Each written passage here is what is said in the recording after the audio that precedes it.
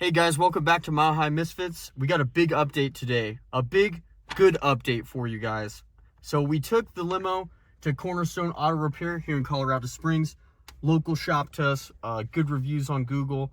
And we've got nothing but good things to say about them. Shout out to them. They're one of the only places that we called that was willing to help us out with the rear AC. So we got the rear AC lines deleted. They had to do some welding. Got the lines welded up because they had an extra port on them. That was just the easiest way to tackle that. They recharged and evacuated the system, and the AC in here is just ice cold. It's blowing literally chips right now, blowing chips. So we're stoked. Stay tuned for the rest of the video. We're gonna do some more work. All right, guys, it is now a new day. We have the limo back with working AC, so we are super stoked about that. That was probably one of our biggest risk areas for the trip. We were a little bit worried that we wouldn't be able to get it diagnosed correctly, or we'd end up having to get like a new compressor or something like that. But yeah, the thing is blowing super cold, so that's great. Now, as you guys saw last video, I was working on the headliners. So the front is now finished, and the rear piece is now finished. So I've got all the holes cut and wrapped around the back for like the mirrors and that kind of stuff. This stuff is great, guys. Let me just tell you, this stuff, this high strength 3M contact adhesive is awesome. I cannot recommend anything else besides that. We also have the side pieces done now. So these guys are going to go into the middle on the sides in those bare spots that you saw last episode. So those are done as well. So now all I've got to do is hang everything up and get it fitted. Another thing that I decided to do while we're at it was I 3D printed a new Cadillac logo for right here because these guys are super expensive, and so I just painted it gunmetal gray. Obviously it doesn't look as nice as this side. That's how it's supposed to look, but you know, I think it's all right. It looks better than not having anything on there, so that'll do. So I have this side hung up. I'm thinking, I believe that the rear piece of the headliner is gonna cover about to like here-ish. I wanna say that it reaches this guy. So I put a silver screw in there for now, just because I think it's gonna get covered up. If not, I'll replace that with a black one. But I think it looks okay. So now I just have to do this side, and then we're gonna throw in the rear piece. And then I think that's when it's gonna start coming together. Well guys, it is hotter than Hades in here. I am absolutely sweating my ass off, but look at that. The headliners are now installed all in the back.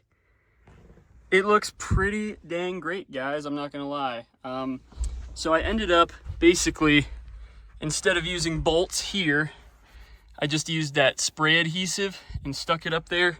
And then I used bolts on the side just because these guys were pretty tough to get in there.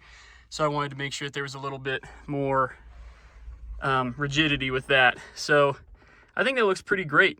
Let me know what you guys think in the comments, but I think it's gonna look pretty nice, especially with, you know, the pillars and everything.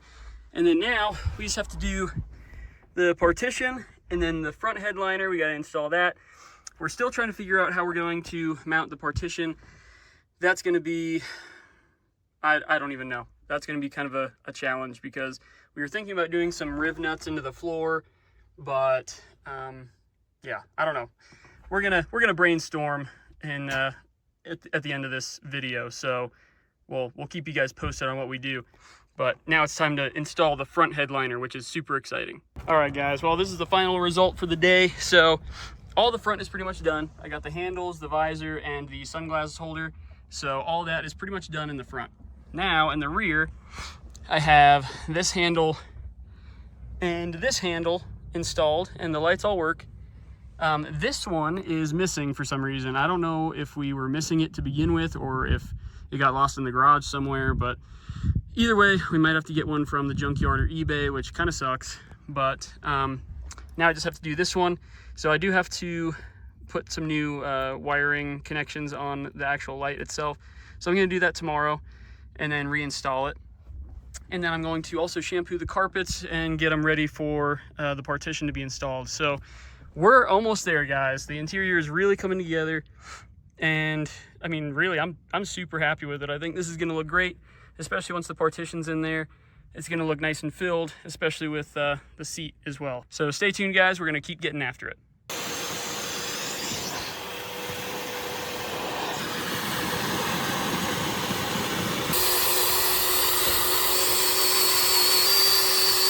And we're back. So it's another day. As you guys can tell, I finished up all of the handles up here besides this one. It is true, we're missing that one. I guess we didn't lose it, we just didn't have it to begin with. So I think what I'm gonna do is I'm gonna 3D print a little cover that goes here that's got some screw holes in it, so that way it pushes this section up, because we're still a little loose here. So I wanna make sure that's nice and secure. Besides that, so I just got done shampooing and vacuuming the carpets. It looks much better than it had been. I mean, it's a 30-year-old carpet, so it's pretty dingy and disgusting, but I mean, you know, cleaned up decent. So we got rid of that big splooge mark over there, whatever the hell it was. That was pretty nasty.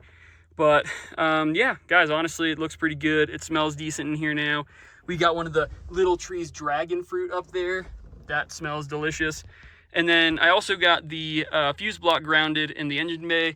So next, I have to buy a relay for it, and then I'm gonna get that all set up so that way we can run our switches and partition and stuff like that. So stay tuned. Now it's time to work on the electrical, guys. So we are going to use this relay here. This is the part number for it. So we're gonna use this guy to hook up the fuse box. I'm also going to use this guy to splice into the factory fuse box, so that way we can use the accessory power from there. I'm gonna use some of these to connect onto the prongs here. And so basically what we're gonna do is we're gonna hook up power, hook up accessory power, so that way whenever we flip the key on, that will give power to the new fuse box that we have in the engine bay. And that's going to power stuff like the TV, new cigarette lighters, and like floor lights and stuff like that if we wanna add them. So let's get started on that, and I'll show you guys exactly how to do it. So what we're gonna do here is we're gonna just, I'm just gonna show you guys how the relay actually works. So this right here is going to be your ground, and we're gonna jump power right here.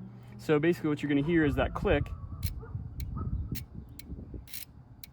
And basically what that's doing is that is the relay activating. So it's basically sending power to your pin right here. So basically what we're gonna do is we're gonna connect this one to a signal power, which is gonna be, we're gonna connect this one to a signal power here. So that way whenever the key turns on, that's going to send power to this pin here. And so you're going to run that to the fuse box, and then this one here is going to be your constant power from the battery, and that one is going to be fused. So we're gonna have a fuse in between there, between here and the battery. And then this one here is going to be your ground. So that's how that works, and that's how we're gonna set it up. So that way our fuse box only has power when we turn the key on.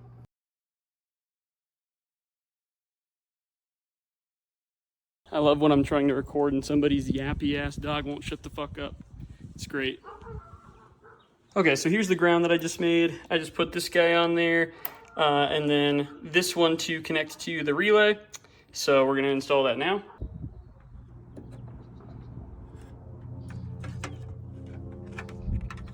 And so we're basically just gonna ground that to the same location that the fuse box is ground to. Just got done soldering. So this guy is going to connect to the battery, and then we have a 40 amp fuse in here, and then it's going to run all the way to our relay. So now I just have to put a connector on here, and then we'll be able to throw it in the car. So we have power run to this guy now. We have it hooked up to ground.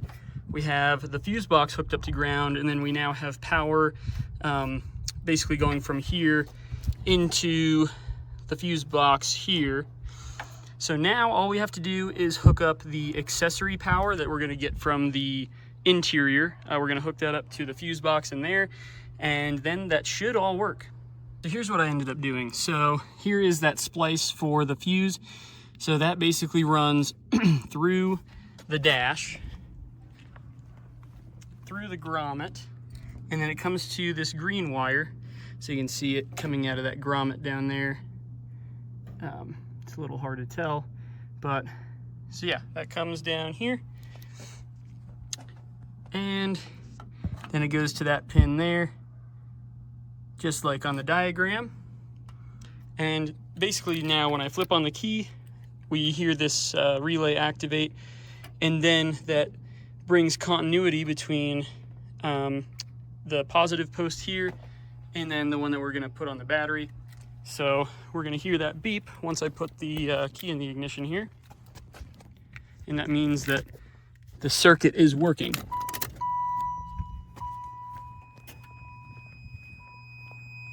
now you can hear that. That means that we have continuity between the two. So that means that everything is working exactly how it should. So now we can hook it up to the positive terminal on the battery, and then we're good to go. Well guys, sitting in the limo, we got all the lights working. It looks super sick.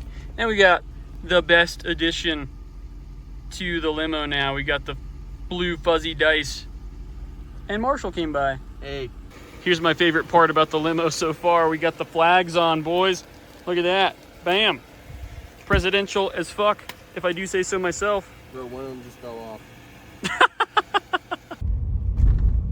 Oh, this is presidential as fuck. Speed run. Gabe, give us a little speed run.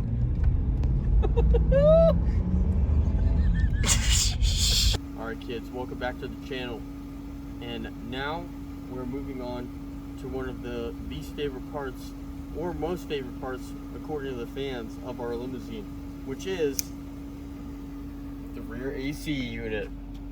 So probably in the previous clip you saw us take this thing to a shop. They had the T's that were in the OEM system deleted, and they did some welding on that. So now all the front system's all sealed up from the back. There's no more refrigerant in the system, so we're gonna disconnect the lines up here, and we're gonna get this rear AC unit deleted, get a little more trunk space back, and we're gonna throw some 12s in here.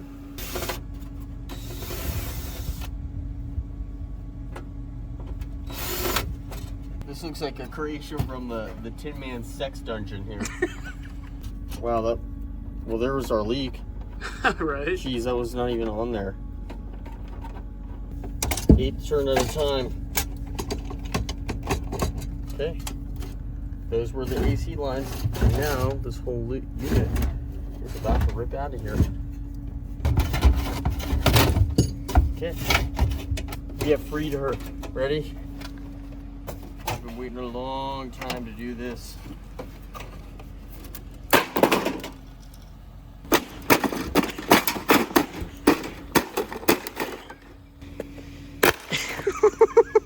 Goodbye, piece of shit. Alright guys, quick recap. The rear AC has now been deleted.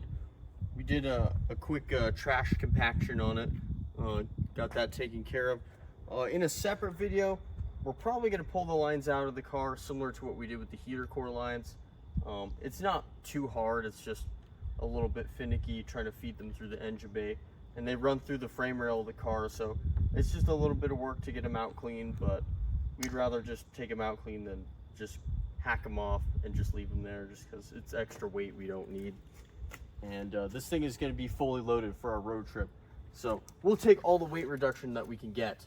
All right, guys, that does it for this week. So next week, we're going to be working on the partition, and we're going to get the entire interior finished up. So make sure to hit that notification bell and like and subscribe for future content, and we'll see you guys in the next one. Later.